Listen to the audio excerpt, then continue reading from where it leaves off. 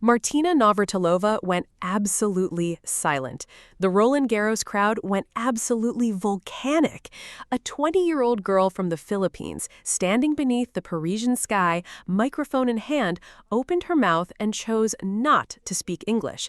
She chose not to speak Filipino. She stood at the altar of clay court history, looked 15,000 French faces dead in the eye, and delivered every word of her victory speech in fluent, flawless French. What erupted next wasn't just applause, it was a thunderclap of disbelief, adoration, and something far rarer in sport, genuine awe. Navratilova, an 18-time Grand Slam champion who has witnessed everything tennis has ever produced, turned to the broadcast camera with an expression that said it all before she said a single syllable. Nobody scripted this, nobody predicted this, and nobody in that stadium would ever forget it. Before we talk about what happened inside Roland Garros, we need to talk about where all of this actually began. Because Eala did not emerge from some polished, air-conditioned academy where every ball machine was calibrated to perfection.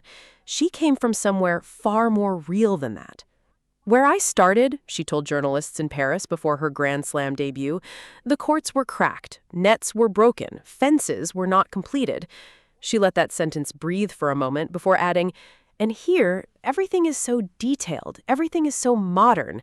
Those are the things that you think about, little things people might not appreciate as much if they grew up here." Pause on that. A 20-year-old woman speaking at one of the most prestigious sporting venues on the planet, describing the distance she traveled, not in miles, but in circumstances, to earn the right to stand there. Alexandra Eala was born in Bagong, Ilog, Philippines in May 2005. She began playing tennis on courts that showed every scar of neglect, in a country where tennis infrastructure existed more as aspiration than reality. She had fire, she had talent, and eventually, crucially, she caught the eye of an institution built by one of the greatest champions the sport had ever produced, the Rafa Nadal Academy. She graduated in 2023. But here is what separates Eala from 1,000 other talented academy products. She never used Nadal's legacy as a crutch. When journalists repeatedly asked whether her Roland Garros ambitions were driven by her mentor's 14 French Open titles, she answered with quiet steel. "I'm trying to just make my own path," she said.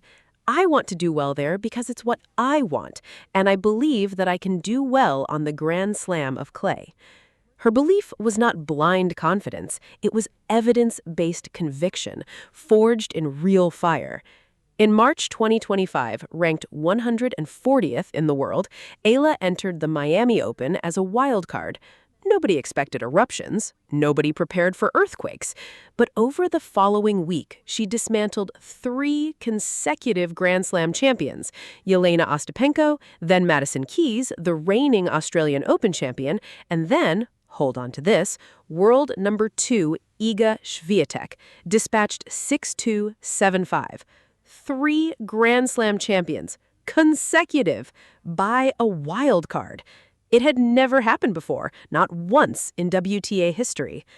After eliminating Keys, Eala revealed the depth beneath her composure. "Growing up, it was tough," she said. "You didn't have anyone from where you're from to pave the way.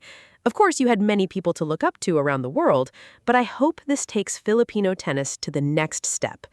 She rocketed from 140th to 69th in the world rankings.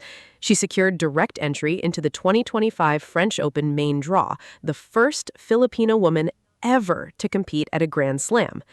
Think about what that means. Not the first Filipino to do something impressive, the first in the entire recorded history of her nation to step onto that stage. Being the first is a big deal because it gives other people courage to do the same and follow the same path. This is the foundation. This is who arrived in Paris. Not a player chasing someone else's legacy, but a young woman building the architecture of her own. And Paris had absolutely no idea what was coming. Stay right here, because what happened next on that Roland Garros court didn't just silence the crowd, it silenced an 18-time Grand Slam champion. Roland Garros has absorbed legends. It swallowed Bjorn Borg's ice and Nadal's fury and Steffi Graf's precision. Its red clay has tasted the greatest moments of 70 years of professional tennis. It believed it had seen everything. It had not seen Alex Eala walk through its gates. May 2025. Her 20th birthday fell on May 23rd, 2 days before her debut. She turned 20 at Roland Garros, a poetic collision of timing that felt almost cinematic. Not planned, not manufactured, simply the universe inserting drama where drama belonged. The draw handed her Emiliana Arango of Colombia in the first round, a fellow Grand Slam debutante, a player ranked 85th. On paper, a manageable opening chapter. But Roland Garros deals in pressure, in heat, in the particular psychological weight that descends the moment you step onto that clay, knowing that every player who has stood where you are standing has felt something shift beneath their feet, something that tells you, this place is different. This place demands more. Eala felt it. Arango felt it. But only one of them had traveled from cracked courts in the Philippines to arrive at this specific moment, carrying not just a tennis bag, but the collective hope of 115 million people watching from across the Pacific Ocean. The Filipino community in Paris turned out in force, supporters draped in the colors of a nation that had never before had a woman to cheer for at a Grand Slam, filled whatever space Eala occupied. Her press conference drew viral numbers. Observers noted her live stream surpassed viewing figures for players ranked far above her, proof that this wasn't merely a tennis story, this was a cultural event. The match itself was brutal in the way first Grand Slam appearances often are. Eala lost the opening set 0-6, the court too large, the moment too heavy for the first 20 minutes of her Grand Slam existence. But she recovered. She took the second set 2-6. The third set, 6-3 to Arango, ended her debut run. She fell, but she did not break. It was so heartwarming, Eala said afterwards, speaking about the crowd that had surrounded her court, overflowing the walkways, queuing outside in desperate hope of glimpsing her. That's one of the things that makes a loss like today a little harder, knowing a lot of people were rooting for me. I just hope the support continues with the losses along with the wins. There it was again, that maturity that journalists kept struggling to reconcile with her age. This was not a 20-year-old processing defeat with excuses or deflection. This was an athlete who understood the relationship between losing and growing, who welcomed the weight of expectation as fuel rather than burden. And then she came back, to Roland Garros, back to Paris. This time, she won. This time, when the match ended and the stadium held its breath, waiting for the customary post-match interview, Alex Eala did something that no one, not one person inside that magnificent stadium, anticipated. She picked up the microphone, she cleared her throat, and she did not say a single word in English. What came out of her mouth next stopped Martina Navratilova cold, and if you think you know what happened, you don't yet. Keep watching. Within minutes of the speech, the clip existed everywhere simultaneously. Not shared, not posted. Everywhere. The distinction matters because it speaks to the velocity of what occurred. This was not viral spread, it was viral detonation. Video from multiple angles, shot by audience members on phones held overhead, capturing Eala mid-sentence with the Parisian crowd visible behind her in waves of motion, hit platforms in real time and refused to stop accumulating views. Filipino social media became a singular phenomenon. The phrase "fluent French" trended in the Philippines for 22 consecutive hours. Twitter, TikTok, Instagram, every platform recorded the same pattern. Initially, Filipino communities discovering the clip, then French communities discovering it, then the global tennis audience discovering it, then everyone else discovering the story behind the story. Because the story behind the story was extraordinary. Eala had kept the French studies private. There was no announcement, no teaser, no strategic revelation building toward a press conference reveal. She simply showed up in Paris, spoke French to the crowd, and let the world process it however it chose. That restraint, that deliberate choice to let the act speak without amplification, was itself noted widely as a mark of someone operating with exceptional emotional maturity. French sports journalists were among the first to respond with the cultural dimension that international audiences initially missed. What she did is not just impressive as a linguistic feat, one commentator noted in a piece that circulated rapidly. It is respectful in a way that French audiences feel viscerally.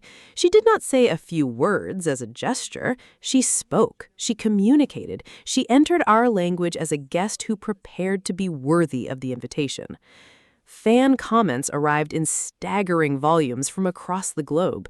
Filipino supporters who had watched from Manila, the same supporters who had driven her press conference livestream past 100,000 views at the Australian Open, surpassing the viewership of Ariana Sabalenka and Carlos Alcaraz, responded with something that moved beyond pride into something closer to collective tears. Because here is what those supporters understood that the international tennis audience was still discovering. This girl carries an entire nation's sporting identity on her shoulders, and she has chosen to carry it not as a burden, but as a gift. Every match, every speech, every language learned between training sessions. Navratilova's stunned expression became a separate meme, a separate conversation. Screenshots of the legend mid-reaction circulated with captions ranging from reverent to playful, but all converging on the same recognition. When someone of Navratilova's stature and composure breaks into visible disbelief, the moment is real. Even Eala's original words from months earlier reappeared, studied now with new context. After Miami, things kind of came to life, she had said following her historic run at the WTA 1000 event. I proved to myself it's possible.